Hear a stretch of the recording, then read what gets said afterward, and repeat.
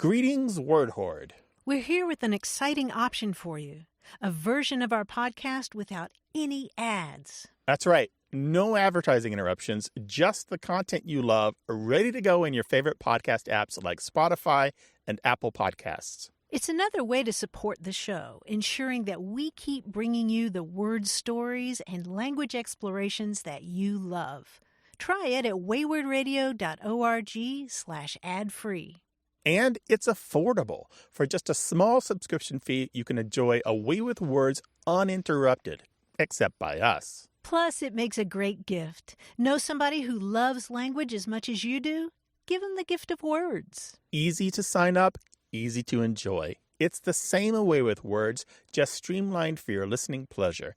Go to waywardradio.org/ad-free. Support us, support the show, and enjoy an ad-free listening experience. waywardradio.org/ad-free. Thank you. You're listening to Away with Words, the show about language and how we use it. I'm Grant Barrett. And I'm Martha Barnett. What if I told you that you could go back in time and actually read the correspondence of Civil War soldiers, not the officers, but the everyday soldiers? What might that tell us about our nation at another really divided time? There's an incredibly cool new collection of thousands of letters from everyday Civil War soldiers. It's online and it's free. Linguist Michael Ellis and Michael Montgomery and historian Stephen Barry have put together a new archive online, and it's called Private Voices. And what's really special about all these letters from Civil War soldiers is that it's from guys who wrote by ear. That is, they were untrained in spelling or punctuation or capitalization, so sometimes it's hard to read them, but you can sound them out. So I'm going to read a letter from a Civil War soldier later in the show, but for right now, I just wanted to mention one expression that jumped out at me, and that's one that occurs time and again in these letters, and that's the phrase to go up the spout. Ooh, interesting. Do you know this expression, I don't know to go that. up the spout? It means to die or be ruined or be lost. There's a letter from 1863 in Alabama. A guy writes, "Our noble old army is becoming very tired of the war and deserting like hell. 100 left General Daniel's brigade last night. I fear they will so many leave that we will have to go up the spout." So I did a little bit more digging on the term to go up the spout, and I found it in the transcript of the trial of John Wilkes Booth, because one of the witnesses said in the trial that he heard John Wilkes Booth say, "Old Abe Lincoln must go up the spout." And the witness understood by the expression "must go up the spout" that it meant he must be killed. So the spout refers to, what, a tornado or a water spout? Or I think it must be the spout on a house, because there's a similar expression to go up the flue. And I think it just means, go up. Oh, I see. Up So into your the atmosphere. your spirit has left your body Yeah. and it's disappearing into the ether. Yeah, and it seems very common in a lot of these Civil War letters in this database online, but we don't hear it today.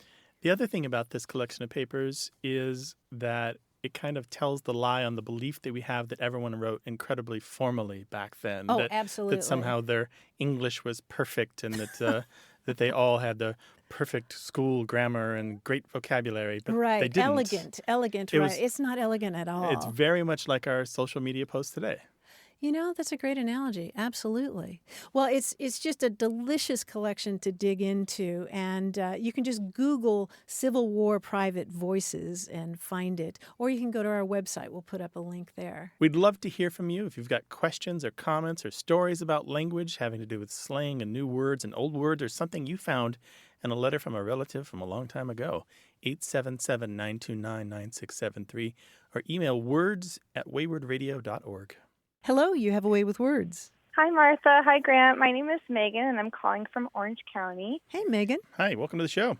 So my husband and I are avid vintage and antique shoppers, and it got us thinking about flea markets, yard sales, estate sales, and all that we all often frequent. And we were talking about how yard sales or estate sales, it's reasonable why they would be called that, but we were curious as to why a flea market would be called a flea market. We couldn't quite figure out what it was that gave it its name, so we thought we'd give you a call. Oh, interesting question. I wonder if you had any theories on this. So we thought that perhaps it was because things that are at a flea market, things that you can purchase at a flea market, are normally kind of old goods, antique things, and we thought perhaps it was because they're kind of flea-ridden, or, that's maybe how it got started, something, that made things maybe a little dirtier or used or something like that. And it was just kind of a name that stuck, even though that's not necessarily the case anymore. That was kind of our only guess that we can come up with. Mm-hmm. Or like a lazy boy or a couch that actually does have fleas in it or something.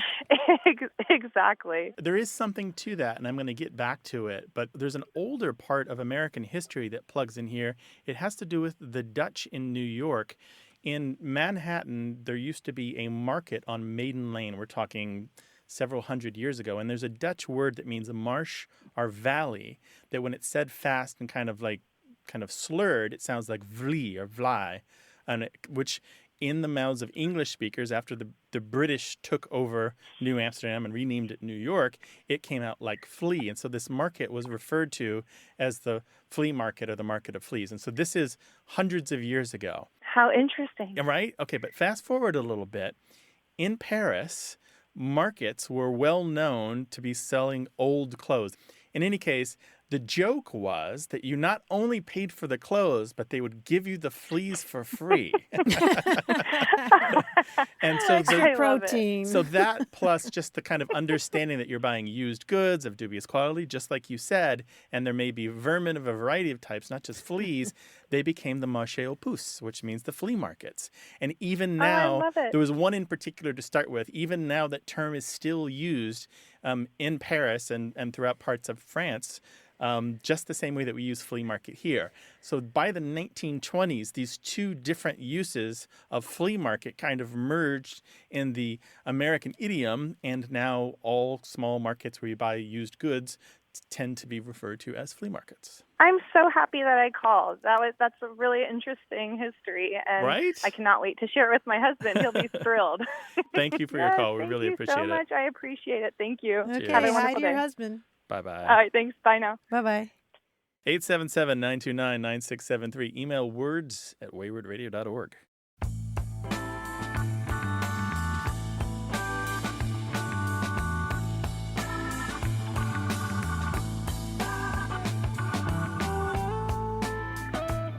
One term that keeps surfacing in the Civil War letters I'm reading online is the term pills. And by pills, the soldiers didn't mean the things that you take as medicine. They talked about Lincoln's pills or Abe's pills, and by that they meant bullets. They would talk about lead pills. Wow, lead pills. Yeah. That has pill referring to ammunition of a kind, goes back a long ways. It goes back to at least the 1600s to refer to cannonballs. Oh, is that right? Yeah, and various times in history it has referred to naval mines, water mines or depth charge, bombs from the air, referring just to bullets. Goes back to the 1700s easily, and then kind of fast forward to the 1930s where you've got like the detective and fiction, like the Dashiell Hammett sort of thing. And actually in The Thin Man, he uses pills to mean bullets. So at that point, it kind of sounds more like tough guy slang, but it's got hundreds of years history before it reaches Dashiell Hammett. Yeah. Very cool. So that's the nice thing about these letters. They're a snapshot in time that plug into the larger history of language and our culture. Indeed. 877-929-9673. Hello, you have a way with words. Hi, this is Kelly from Pittsburgh, Pennsylvania. Hi, Kelly. Welcome to the show. Thanks. What's going on? I have a question about a phrase I've long considered a family heirloom. I am not a native of Pittsburgh. This phrase is used by my family in central Pennsylvania to refer to an undiagnosed and not serious illness. It is the nun puckaroo. The nun puckaroo. So that sounds ominous. I know, but it isn't. You're not feeling well and somebody says, "What's up with you?" And you're like, "I don't know. I've got the nun puckaroo." Yeah, my mom would always use it with another kind of crazy phrase. So I might say, how is so-and-so doing? And she'd say, well, she's sick in bed with her feet hanging out the window. And I would say, oh, what seems to be the problem? And she'd say, she's got the nun puckaroo, but she'll be okay in a few days.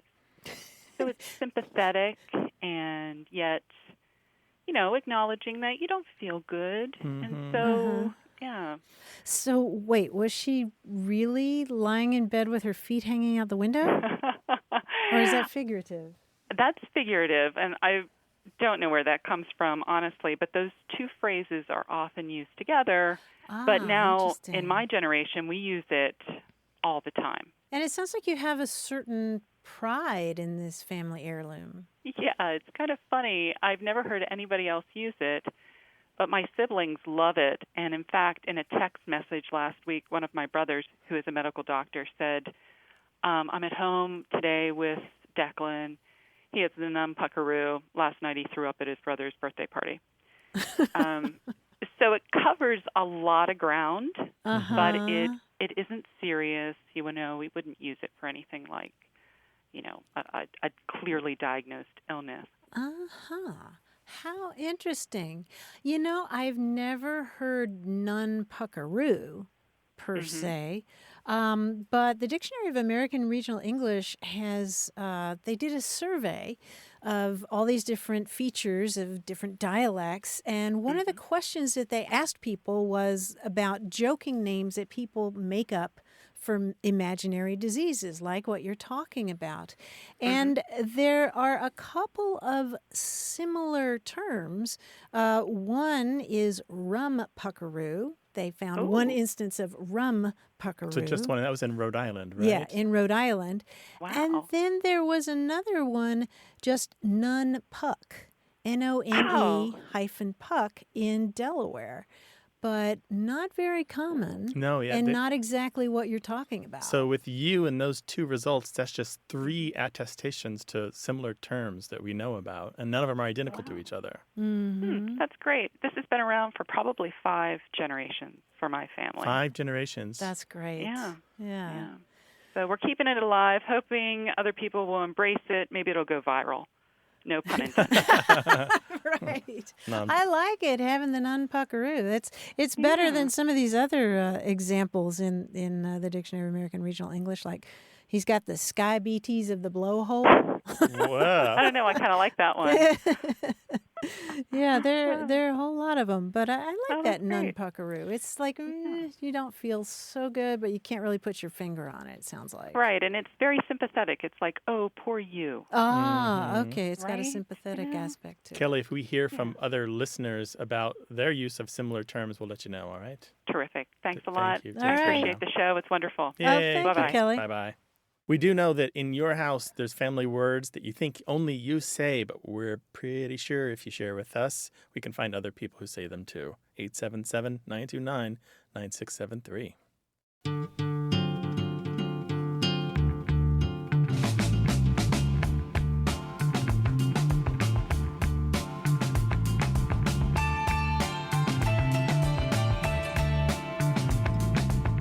Grant, do you know the term bobbery, as in to kick up a bobbery? No, it sounds British for some reason. It is. Is it? It is. It's an argument or disturbance, to kick up a bobbery. What's the root of that? I'm glad you asked that. It's been attributed to Hindi, actually. Bobbery, which means alas or oh father, literally. But it's broader than that. I think it's older than that as well. Bobbery. Bobbery. Correct. Bobbery. Right. Don't make such a bobbery. It wouldn't be a bobbery if you gave us a call. 877-929-9673.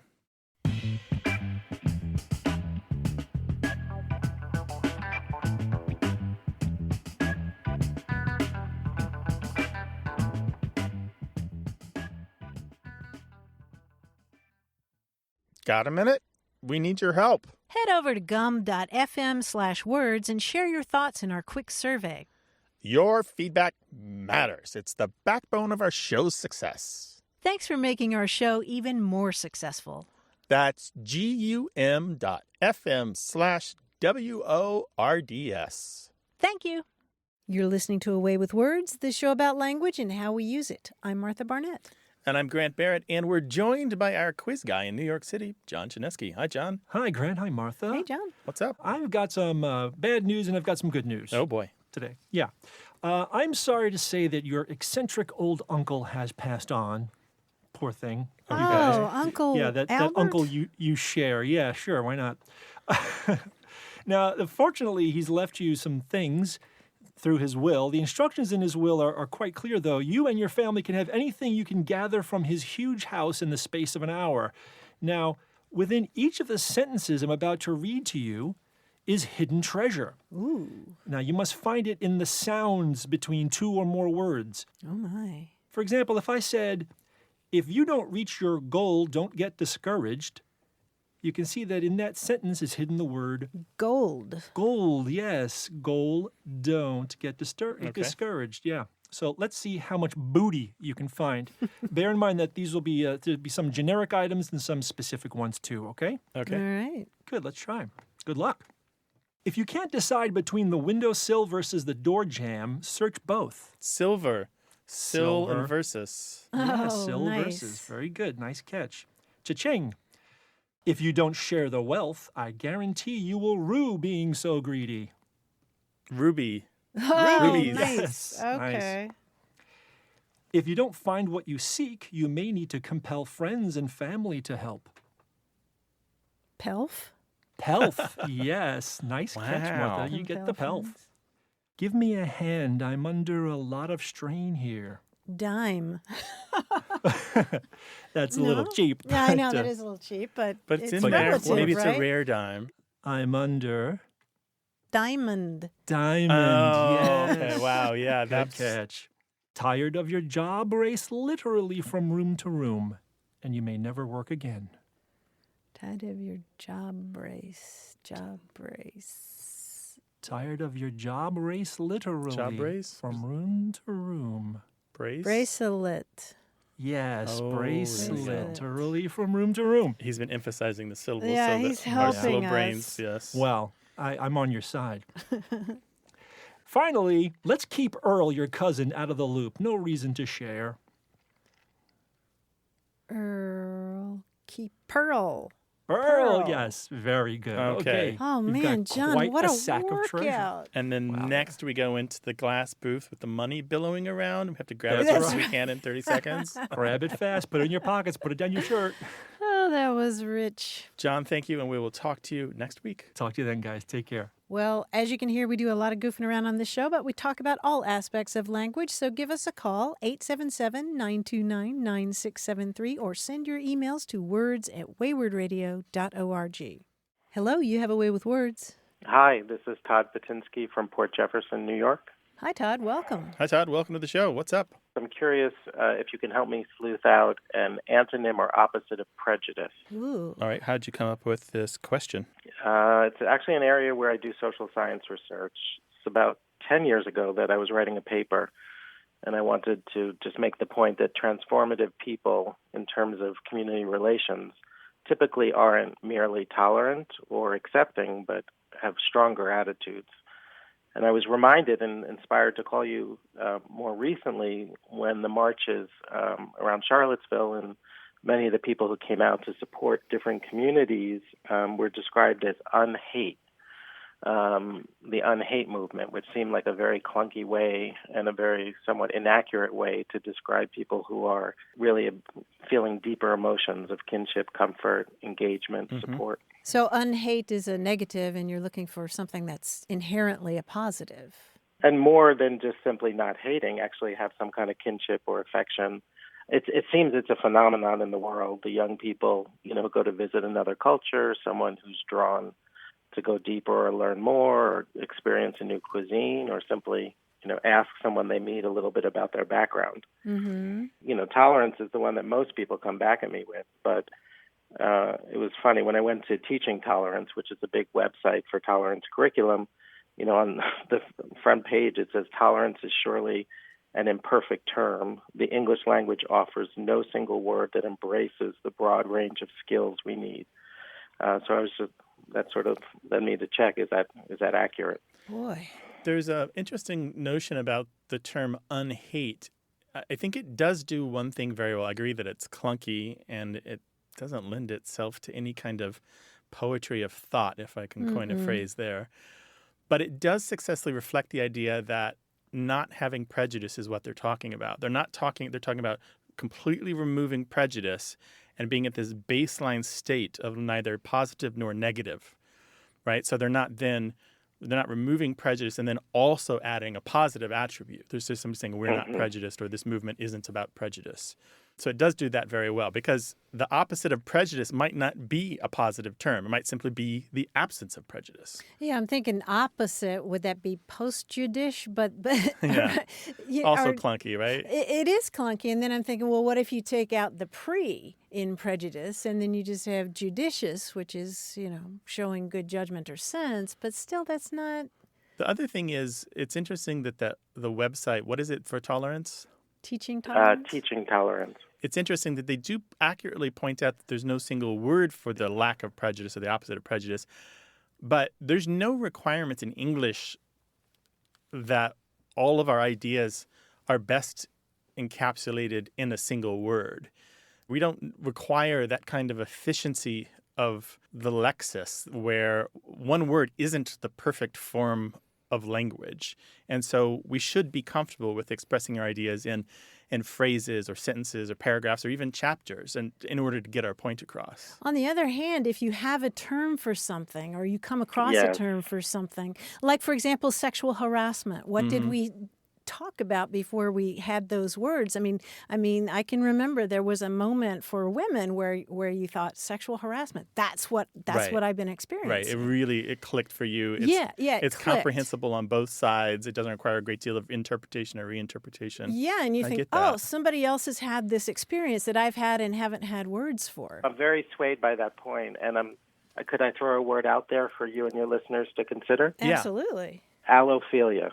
Allophilia, meaning loving the other? Like or love of the other. And if we go back to some of the, language around the civil rights movement, it really wasn't about sort of a mere acceptance, but it was something more virtuous. And it was really about looking to others with a curiosity, an interest, and an affection. The other thing, I like that term. I mean, the problem with coining a word is that now you are responsible for spreading it and getting it out there. Maybe in your work that you can do that. Maybe you have the audience or the connections to the part of the world that will immediately understand the importance of that word and adopt it. I don't know.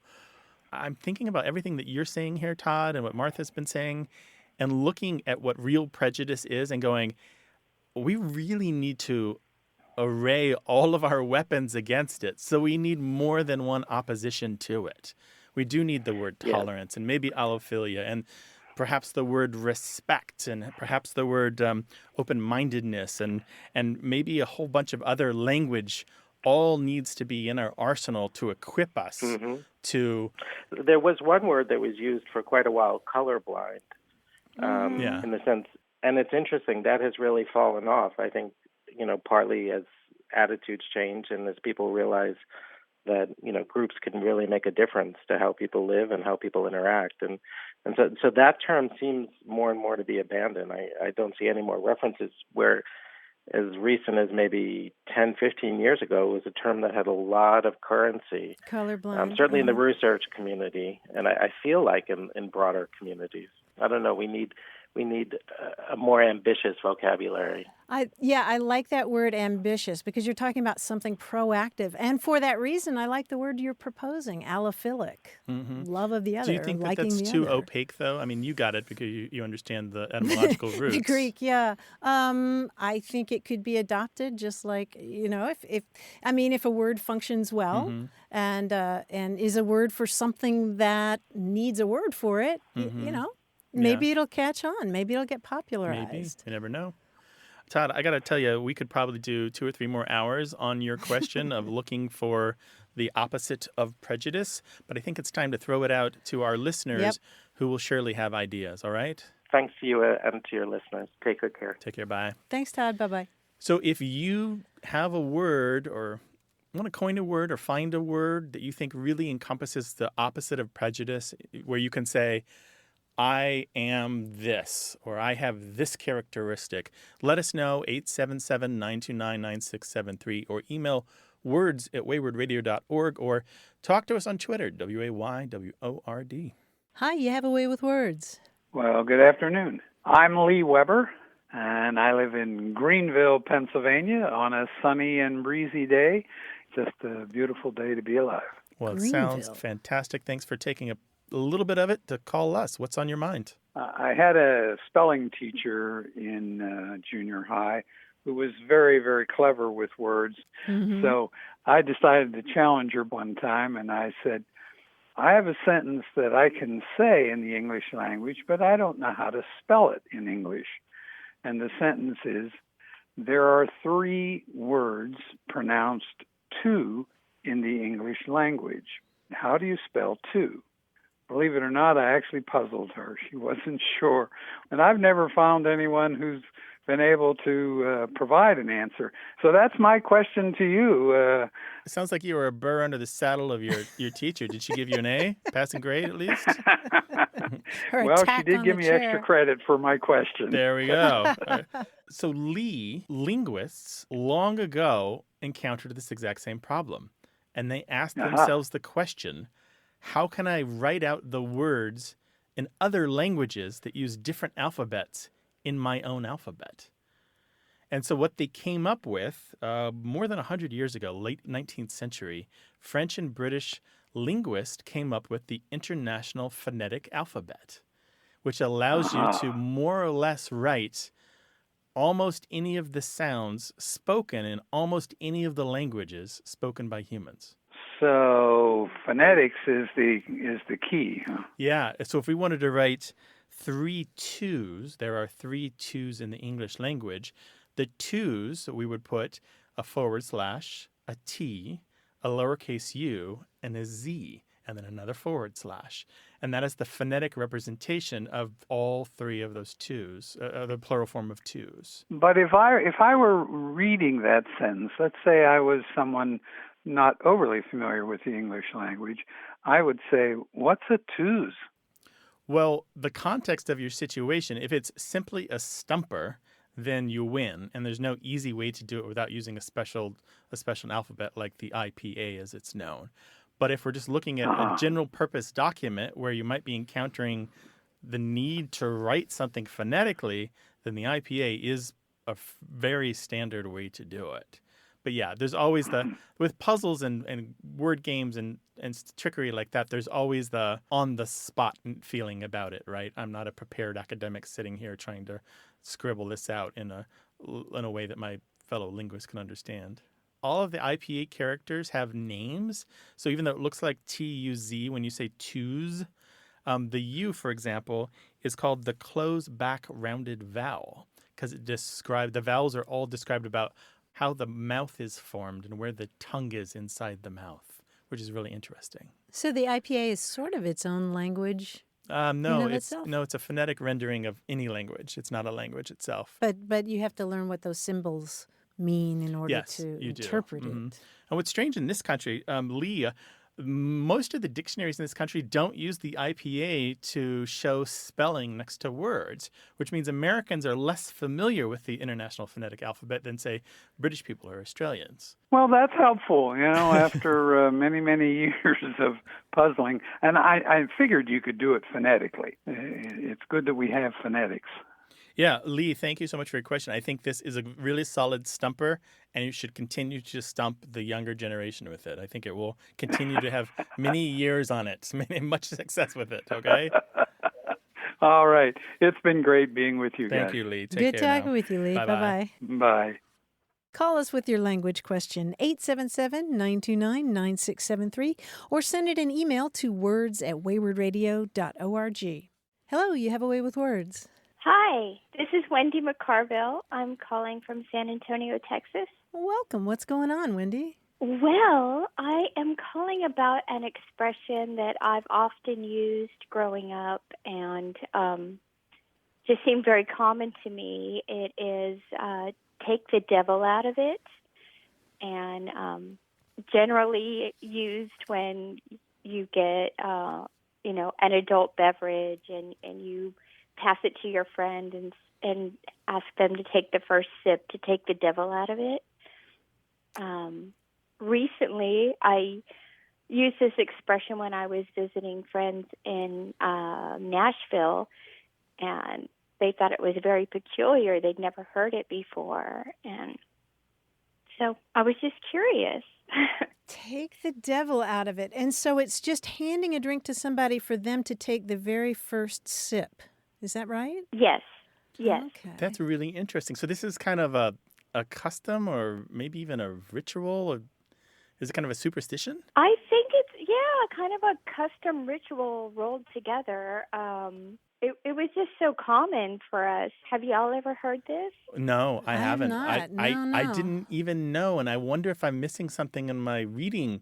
I didn't even know there was like a culture surrounding like the first sip or drink of something. No. Maybe there's like this whole category of folklore that I've just been missing my whole life. I know. We're getting really excited in here. Yeah. Wendy, you know what? I'm glad that we got you on the air because if this is a San Antonio or a Texas thing, or there are other parts of the American states or anywhere else in the world where people listen to this show, they're going to email us and let us know that there's something that they say when they or a friend takes the first sip of an alcoholic drink. Yeah, or we'll hear from people who say, I can't believe you never heard that expression. Right, yeah, we get Take that. the devil. We say That's it what I'm kind of hoping for. All right, well, all right, so hang on. What we're going to do is we'll put the Okay. call out, and then this will all come in, and then probably on a future show, if we get any response at all, we'll share it out, and we'll let you and the world know, all right? Fabulous. Yeah. All right, so if Yeah. you, listener, can help Wendy, do you say something like to take the devil out of a drink, meaning to take the first sip of a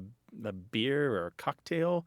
If you do, give us a call, 877-929-9673, or explain an email to words@waywardradio.org, or tell us on Twitter at WAYWORD. Okay. We'll I'm see how it hopeful. goes. All right. Okay. Take care Y'all now. have a great day. You too. Thanks, Okay, Wendy. Thank you. Bye-bye. All right. Bye-bye.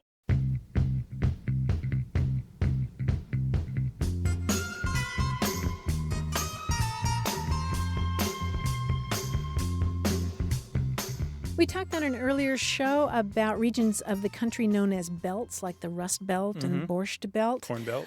Yes, and it turns out that there are smaller belts too, like just in Chicago. There's a particular belt called the Bungalow Belt. Interesting. We learned about this from Susan Hyatt. She's a professor of anthropology at Indiana University School of Liberal Arts at Indianapolis, and she wrote us to say that Bungalow Belt in the 1980s was used in Chicago to refer to neighborhoods on the South Side that at the time were made up of small brick bungalows occupied mostly by Catholic European immigrant families who originated mostly from Eastern Europe, Ireland, Lithuania, and Italy. They were considered to be somewhat conservative, so the term was used rather disparagingly to signal a kind of narrow-mindedness.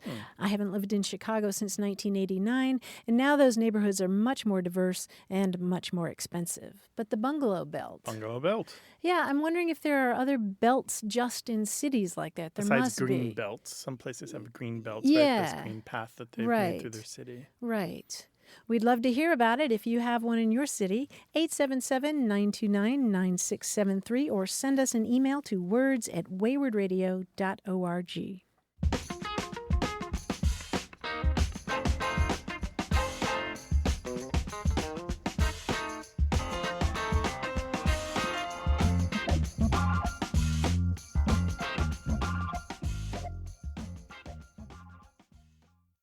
Hey, we've got something special for those of you who love our show but could do without the ads. That's right. Imagine a way with words, the same engaging conversations, the same deep dives into language without advertising interruptions. We're talking about our ad-free podcast feed. It's sleek, clean, and it's just for our supporters. It's at waywardradio.org/ad-free. It's inexpensive, easy to sign up for, and works with all major podcast apps like Apple Podcasts and Spotify. It's an affordable way to support the show and get a seamless listening experience. And if you're feeling generous, why not give a subscription to another Away with Words fan? That's waywardradio.org/ad-free. Sign up today. Your support means the world. waywardradio.org/ad-free. Thank you. You're listening to Away with Words, the show about language and how we use it. I'm Grant Barrett. And I'm Martha Barnett. Earlier, I was talking about the new collection online of Civil War letters called Private Voices. And I've had such a great time digging through there, looking at all these letters from uneducated Civil War soldiers. One of the themes that comes up again and again and again in all these letters is the theme of wistfulness. Just, I can't wait to see you. I can't wait to get back home. It's just such a longing. It's really moving to read these. And I wanted to read part of a letter from a soldier from North Carolina. It's not from that collection, but it's from the Civil War. And it was written at a camp in Virginia. Dear wife and children, by the kind and tender mercies of Almighty God, I am once more permitted to drop you a few more lines to let you all know that I am not well yet, but I'm a heap better than I have been. I'm tolerable hearty, not forgetting to hope that these few may reach you safely and find you all enjoying good health. I have no news, important news, to write to you, only I want to see you all very bad, so bad. I cannot tell by pen and ink how I do want to see you all, though I hope that the time will come that we will all meet once more. I want you to write me and let me know all the best news you can find out in the good old state of NC. Tell me whether there is any prospect of peace there or not. So I don't know as I have anything more to write that is worth your attention, so I'll close by saying that I hope you will excuse bad writing and spelling and everything therein that you might find amidst my hurried letter. So I remain your affectionate husband until death. And that was written by Francis Webster to his wife Sarah, and Francis Webster was my great-great-grandfather. Oh, how about that? That's amazing. I was waiting for the punchline, and there it was. There's the punchline. Great-great-grandfather. That's astonishing. Yeah, it really is. I can remember that framed letter on our mantle for years and years. But you hear the longing there. It's like, I don't have any news, but I'm reaching out anyway. Yeah, and of course the linguistic features are interesting. Yeah. Heap is an intensifier and tolerable. Yeah, and hearty. You see the term hearty again and again in all these letters in the Private Voices database. Yeah, we wouldn't use those three words that way today. No, but isn't it beautiful? It is beautiful. Share your stories with us, 877-929-9673. Email words@waywardradio.org. Hello, you have a way with words. Hi, Martha. Hi, Grant. This is Jeremy from Fort Smith, Arkansas. Hey, Jeremy. Welcome to the show. How can we help you? What's up? I have a question about a word. It's cement or cement. Mm-hmm. My wife's from Canada. You can imagine the pronunciation debates we get into, and this was one that she brought up with me pretty early on, and I admit that cement, I don't see how it's pronounced that way, so I changed it, but I was kind of curious on how or where that pronunciation even came from. So, Jeremy, you grew up in Arkansas? Yes, my whole life. All right. Okay. Can I ask you a couple other questions? I want to see if you've got a pattern of pronunciation that matches the pronunciation of cement, okay? Sure. What's the name of the American holiday where we eat turkey in November? Thanksgiving. And what do State Farm and Geico sell? Car insurance. And what do rock musicians use that has 6 strings and a wooden body and they plug it into an amp? Guitar. And the guys who drive the black and white cars with the lights flashing on top? Police. Police. Okay. What I was looking for here is there's this whole category of words that people in the American South, more often than people in the American North, pronounce with the stress on the initial syllable. And so they are more likely to say words like police, guitar, Thanksgiving, some I didn't ask you about, like umbrella, Or July, vehicle, right? TV, Detroit, and a really well-known one, insurance instead of insurance. Mm-hmm. Oh, yeah. Yeah, you have that one too? You say insurance? Yeah. What you find in the American South, particularly among older speakers, these pronunciations are really common, but over the years they've become stigmatized And those pronunciations are slowly disappearing, and the younger generations don't tend to say things like police or insurance or Thanksgiving. They're more likely to say police or insurance or Thanksgiving. Interesting. And see, my best friend doesn't say it, but my whole family does. Yeah, my father was born in southeast Missouri, which isn't all that far from Fort Smith, Arkansas, so he has a lot of those pronunciations too. And he was a police officer, so for him there's a double emphasis there. But that cement pronunciation goes right in the category. It fits perfectly with the other list of words, and it's really well known. Sociolinguists have studied it and tracked it, and it's kind of thing that comes up again and again in surveys that they do when they're doing field work. And they're keeping an eye on it. More common in the American South than it is the American North. Certainly isn't heard in Canada or the UK. Yeah. I don't think there should be any shame in pronouncing it that way, but I can certainly understand how your Canadian spouse might have difficulties with going, why do you say cement instead of cement? Yeah. So it's nice to know that you're just part of a larger pattern of speech. It's a dialect feature. It's about who you are and where you're from. Yeah, so it's not necessarily incorrect. It's just a way of saying it. Oh, absolutely. Yeah, I keep picturing the Beverly Hillbillies. Did you watch that as a kid? Yeah, I did watch that. You remember Ellie Mae Clampett? Every time she would go out by their pool in Beverly Hills, she would say, I'm going out to the cement pond. The cement pond, and they would have that music. Yep. But I have because through my father and because I spent some of my youth in southeast Missouri, which has got a very southern sound to some of its speech. I do say things like TV. You say vehicle. I say know that. vehicle. Yeah, that's another one. And I do say Thanksgiving. I don't say Thanksgiving. Oh, do you really? Yeah, I do. And I obviously, as we often talk about on the show, Martha and I aren't really good examples of where we're from we're terrible examples. Because we've spent so much time trying things out as we study. Influences. Yeah, studying that's exactly right. studying language. But some of those come out, and some of them I know, like umbrella is one that I know that I say, so I kind of overdo it every time I say umbrella.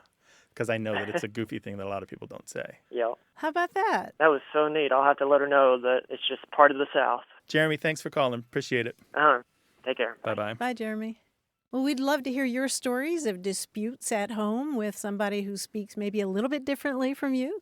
You can send those stories to words@waywardradio.org or call us 877-929-9673. Hello, you have a way with words. Hi, this is Tamiko from Suffolk, Virginia. Suffolk, Virginia. That's where in Virginia? Southeast. The Southeast. Well, welcome to the program. How can we help? My question is about the word onus. I've heard that all my life from people, and even in the movie Boomerang with Eddie Murphy saying onus, and I've always wondered, what does that word mean? Uh-huh. And how do you hear it in a sentence? What's an example of it? Well, I think I have a sense of it, but I guess I'm looking for origin, too. It's like the onus is not on me, or the onus is on you to do this, or something like that. So it's the responsibility or the burden or something like that. O-N-U-S, onus, yeah? Yeah. And I'm so glad you asked about it because it gives us an opportunity to talk about Latin, because the word onus, O-N-U-S, comes directly from Latin, where onus in Latin means a burden. It's like literally the burden is on you. And it's actually related to a couple of other words that we hear in English a lot, one of which is onerous. You know, if you have a job that's onerous, it's sort of a heavy load to carry. It's a burden to you. And one more word that it's related to in English is the word exonerate. Isn't that cool? That's interesting. So exonerate, the X means to take off, an owner in there, so we're taking off the burden or removing the burden. Exactly. So a lot of times in law, there's a legal expression. What is it? Onus probandi. Probandi, which means the burden of proof is on whichever party. So it's just a very old word from Latin that we borrowed directly into English to mean burden. Oh, wow. Excellent. Thank you for explaining that. Sure. I didn't even know there was a spell. I didn't even know how to spell it until you said it. So. Yeah. O-N-U-S. And it's a weird word, isn't it? I mean, it almost seems like it might be an acronym for something. Or made up, or like it's a children's play word or something. But no, it's got millennia or somebody's of history. name, you know. Yeah. Tamika, Hey, wow. thank you so much. Thank you. All right, take care now. Thanks for calling. Bye-bye. Bye. Bye, Tamiko. Maybe there's a word or phrase that you heard in a movie and you're wondering about it. Give us a call, 877-929-9673, or send us an email. The address is words@waywardradio.org.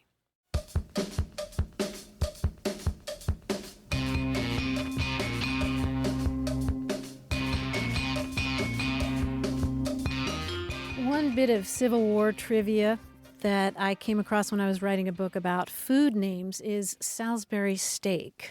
Do you know the origin of Salisbury steak? No, I'm sure you can tell me, though. I'm going to tell you that originally Dr. James Henry Salisbury was trying to come up with a meat cure, as he called it, for intestinal disturbances that Civil War soldiers were having. And he called it muscle pulp of beef because he thought that a lot of chewing and just focusing on eating meat and nothing else would cure what they called camp diarrhea. So that they would mince up the steak, and he tested it on Civil War soldiers. I don't think it worked very well, but the name stuck, Salisbury steak. Yeah, when we had that in school, it always struck me that it was the leftovers, like the gristly trim, and not the best cuts. Right, with all that cross-hatching Yeah, on it. exactly. Whoa. It was hard to chew. Yeah, I bet it didn't go over well in the Civil War either. Hit us up on email, words@waywardradio.org. Hello, you have a way with words. Hi, this is Ruth from Council Bluffs, Iowa. Hi, Ruth. Welcome to the show. Welcome. What's up? Growing up, my mom used to always say, it's 6 1/2 dozen of another. And I always tried to figure out what that meant. Like, if you did the math, that's like, 12? And I just never could get it, but I knew what it meant. When she would say it, it would mean whatever you decide, it doesn't matter because it's all the same. There's no difference. And she would say 6 1/2 dozen? Yeah. Yet I think I've heard it other ways, like 6 or 1/2 dozen of another, and that kind of makes more sense to me. And it's interesting that it got a little twisted in your mom's rendering of it, because that's how folklore works. It kind of becomes its own thing after a while, and we repeat what we think it is rather than thinking, going back to the original. So the 6 of one and 1/2 dozen of the other, or 6 of one and a 1/2 dozen of another. Those are two common ways to render it. And I would say 6 of one or 1/2 dozen of the other. 6 of one, or not even have the or in there. Well, say 6 of one, 1/2 dozen of the other. Right. So it's a comma separating the two clauses. Right. Right. And it's meant that 6 is the same as 1/2 dozen. Right. That's right. Yeah. And there's no real origin story for this. There are, in some of the etymological books, there's a story that they've basically, authors have basically stolen from each other, that it dates to a particular work from 1836, but that's not true because it's older than that. I was going to say, it sounds older. Yeah, it's much older than that. So it has nothing to do with pirates in the original. It has nothing to do with seafaring. It's just an expression that kind of pops up. The first use I found was in a political column in a newspaper. It's literally exactly what it sounds like, just a way of saying the same thing in two different sets of words. That's it. There's no folklore. There's no tale. There's no story. That's just, bottom line, they're equal. They're equal. Huh. Yeah. Well, it's interesting. Okay. Well, thank you. Yeah, thank you. We appreciate it, I Ruth. appreciate it. Take care. All right. Yeah. Okay. Bye-bye. Bye-bye.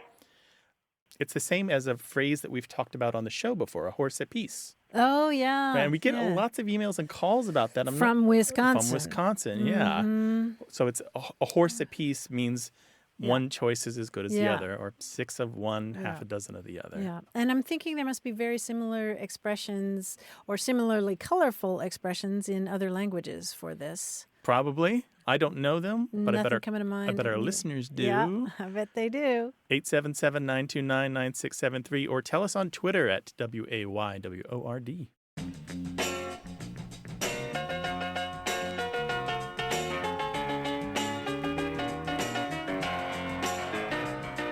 Some words of wisdom attributed to the poet Rumi. Raise your words, not voice. It is rain that grows flowers, not thunder. 877-929-9673. Hi, you have a way with words. Hi, this is Nikki calling from Dallas, Texas. How are you guys? Doing well. How Excellent. are you, Nikki? I wanted to ask you guys about a phrase that I've always heard my grandmother say since I was young. She would say the phrase, go to grass. We always used to chuckle as kids. I don't think we really understood what it meant. We just thought it was funny. And the more I listen to your show, I think, I wonder where that phrase comes from and what exactly it means. Wait a second. So what are the circumstances that she uses this? So what's happening when she says something about going to grass? So it would typically be like if my grandfather was kind of, nagging at her for doing something, or if she's, cooking and something spilled on the stove, it was just kind of like an exclamation of, oh, go to grass, or... Oh, is this kind of a polite way of saying go to hell or bug off or I think so. go jump in a lake? Okay. Something like that. There's two kind of separate histories for go to grass, and I think they're both connected here. Back to the 1600s, go to grass meant to be knocked down. Say if you were a fighter or a boxer, so you would be knocked down onto the grass. But the more important one here is more recently, as far back as the early to mid 1800s, go to grass meant to go to hell, literally, meaning die, be buried, and have grass grow on your grave. Oh my goodness. Yeah. So it's basically, go dig a dirt farm and live in it, basically. Right. Well, that makes a lot of sense.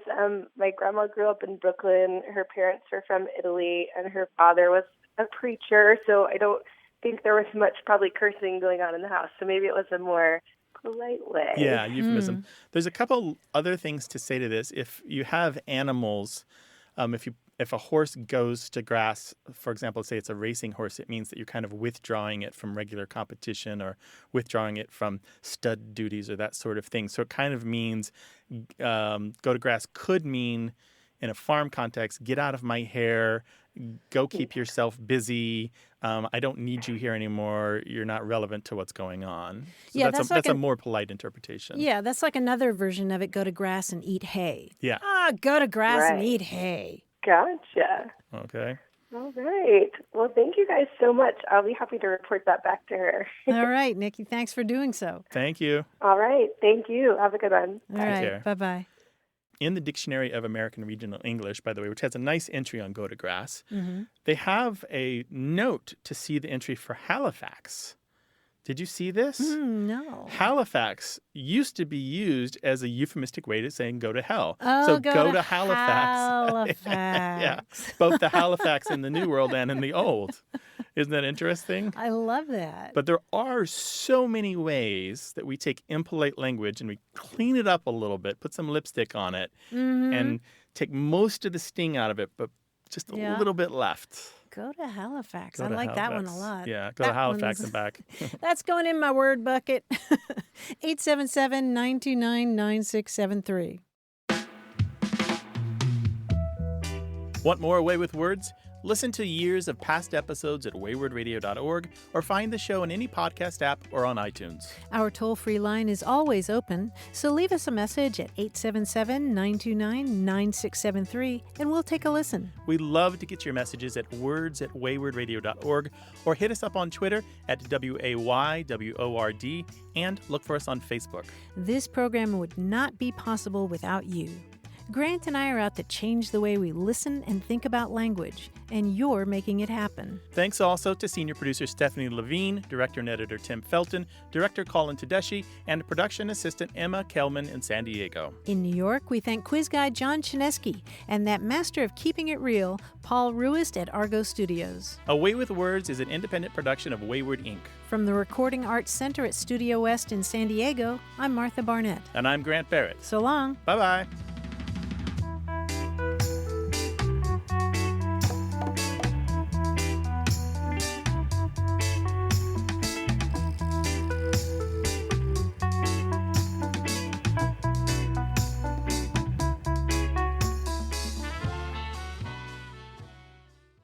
Hey, listeners, we have a favor to ask. We'd love for you to fill out our listener survey at gum.fm/words. Your feedback is crucial. It's quick, and it helps us make our show even better. It shapes our show, helps us plan, and ensures we're bringing you the content you love. That's gum.fm/WORDS. Thanks for being a part of what we do. Thank you.